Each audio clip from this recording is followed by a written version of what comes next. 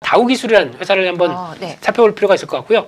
다우기술을 하게 되면은 뭐 클라우딩 서비스부터 키움증권의 대주주, 뭐 그리고 여러 가지 SI 솔루션 소프트웨어 뭐 다 하는 회사다라고 보시면 될 것 같은데, 아마 지금 미국에서는 여러 가지 변화 흐름들이 나오는 게 클라우딩 쪽에 대한 여러 가지 한 단계 진전된 얘기가 많이 나올 걸로 보여집니다. 대표적으로 마이크로소프트고요.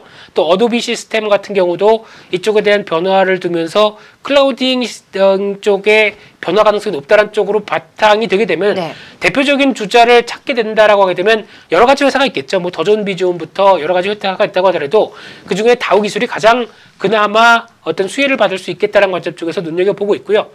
또는 일단 이 회사 같은 경우는 지금 현재 시가총액이 1조 원 정도 되는 회사인데 지금 주가 수준을 보게 되면 영원한 저평가의 대표적인 회사입니다. 그런데 실적이 바탕이 안 되면서 그냥 저평가냐라고 하는 부분들을 보다는 여전히 꾸준하게 성장은 계속하고 있죠. 그래서 지금 4차 산업혁명답게 실적도 계속 성장하고 있는데 아직 그에 걸맞는 수준을 보여주지 못한다. 특히 당기순이익이 작년에 2,200억까지 나왔는데 물론 약간 좀 줄었었죠. 그렇다고 하더라도 시가총액 1조 원대는 적어도 한 1조 7천억대는 가야 누가 뭐래도 비싸지 않다라고 하게 되지 않을까 생각되고 있는데, 그런 차원에서 여전히 이제 어떤 꿈틀거리고 있다는 관점 쪽에서 눈여겨보실 필요가 있다고 생각되고 있고요.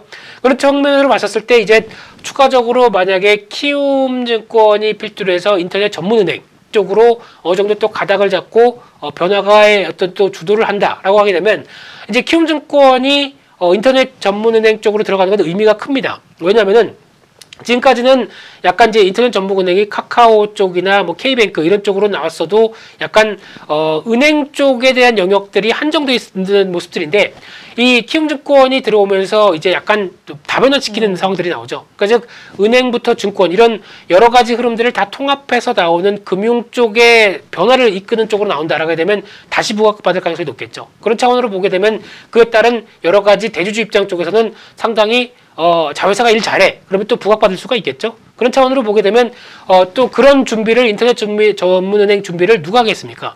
대주주가 하겠죠. 네. 그러면 또 그에 따른 수혜도 될 수 있다는 관점 쪽에서 일단 목표가는 1차로 한 27,000원대 정도. 그래서 단기 이격을 한 번 더 벌리는 가격대를 빨리는 안 갈 겁니다. 네. 꾸준하게 갈 가능성이 높다고 봐야 될 것 같고요. 손절가는 21,500원으로 또 중기 지지권 이탈하는 가격대를 손절가로 말씀드리겠습니다.